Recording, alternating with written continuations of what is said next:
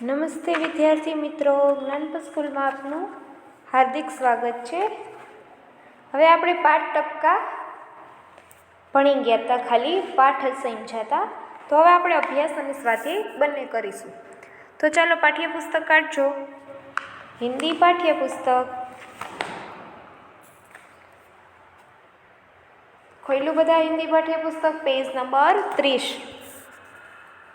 હવે એમાં પહેલું प्रश्न पहलो, निम्नलिखित प्रश्नों के उत्तर दीजिए।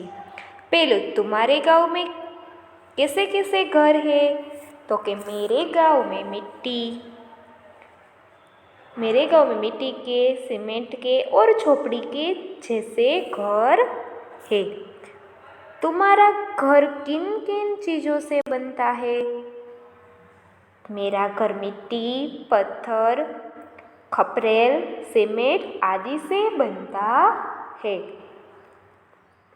तीसरा, छप्पर किन किन चीज़ों से बनता है? छप्पर घास फूस, खपरेल और लकड़ियों से बनता है। चौथा, बरसात के मौसम में क्या क्या होता है? बरसात के मौसम में बिजली चमकती है, बादल गरजते हैं, बारिश होती है और कभी कभी ओले भी पड़ते हैं। चौथा, ओलो पड़ने पर तुम लोग क्या करते हो? ओलो पड़ने पर हम उन्हें झेलते हैं और खाते हैं और उनसे खेलते भी हैं। એટલે એમ કે બરફ પડે ત્યારે તમે શું કરો? તો કે રમી છીએ, ખાઈ છીએ અને એને પકડવાનો પણ કોશિશ કરી છે। છઠ્ઠું, ओले पड़ने पर किस तरह का नुकसान होता है? ओले पड़ने पर कच्चे घरों की छत को और फसल को नुकसान होता है। तुमने कितने प्रकार के चूल्हे देखे हैं? तो मैंने मिट्टी का, लोहे का और गैस का चूल्हा देखा है। जंगल में बाघ के अलावा और कौन कौन से प्राणी रहते हैं? जंगल में बाघ के अलावा सिंह, खरगोश, लोमड़ी, भालू आदि प्राणी रहते हैं। तुमने कितने प्रकार के चूल्हे देखे हैं? चूल्हे हाँ तो आगे सॉरी। 9वां प्रश्न, बुढ़िया मन ही मन क्यों झुझला रही है? चूल्हे पर पानी टपकने से बुढ़िया मन ही मन झुझला रही है। 10वां, बाघ सिर पर पैर रखकर क्यों भाग गया? बुढ़िया ने कहा, मैं बाघ से नहीं डरती मगर टपका से डरती हूँ। यह सुनकर बाघ ने सोचा कि टपका जरूर कोई मुझसे बड़ा जानवर होगा।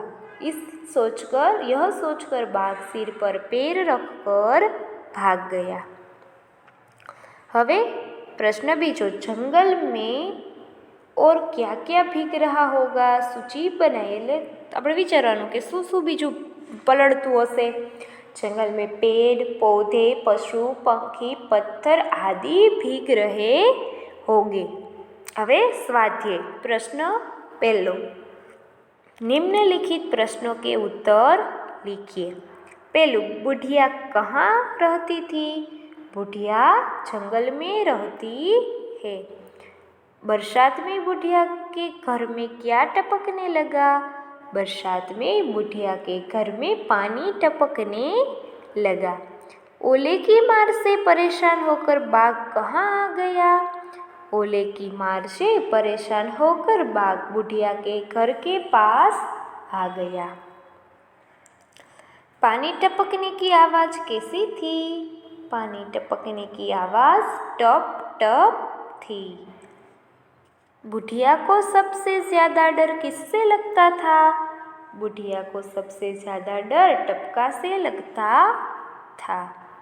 बुढ़िया की बात सुनकर बाघ ने क्या किया?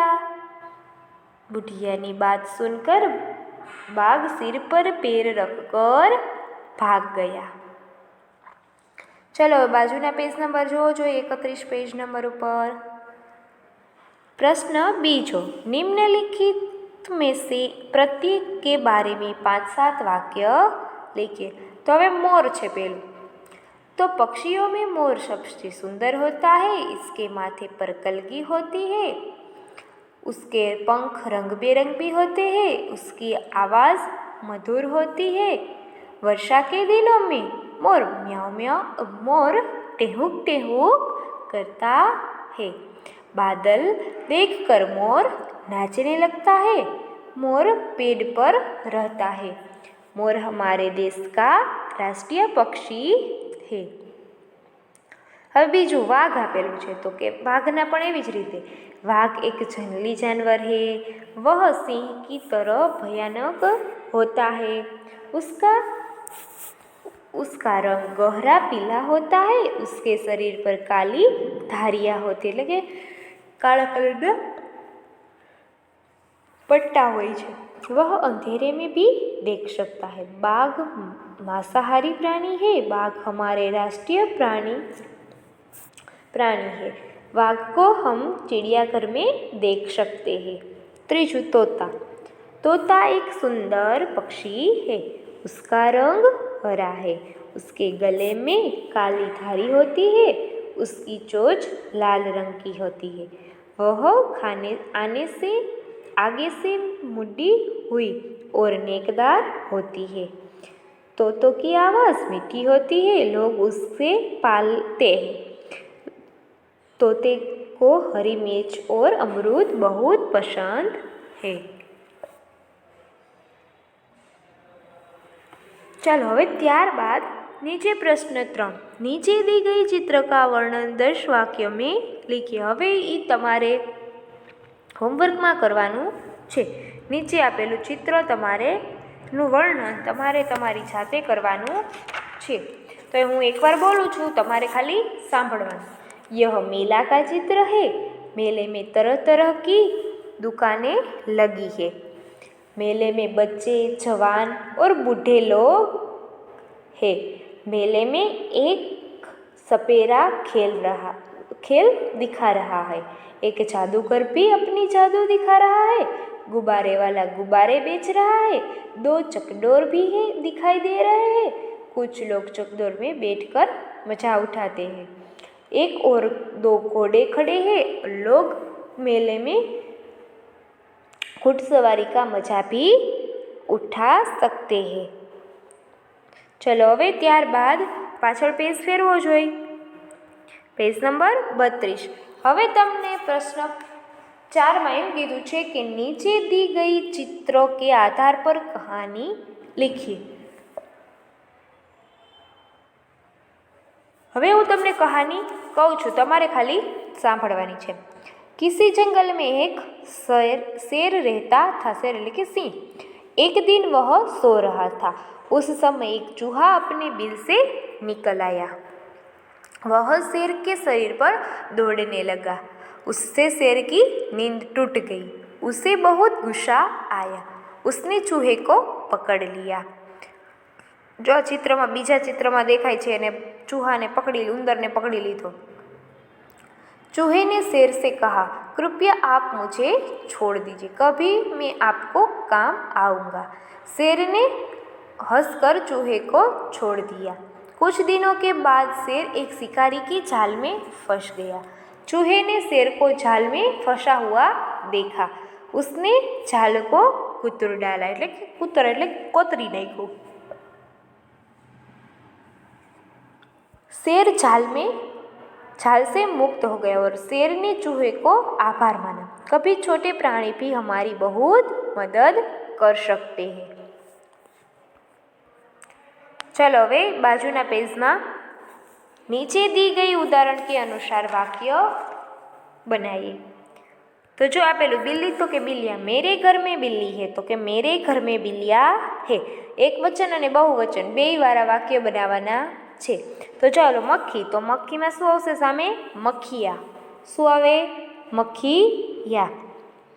मक्खी रोग का घर है।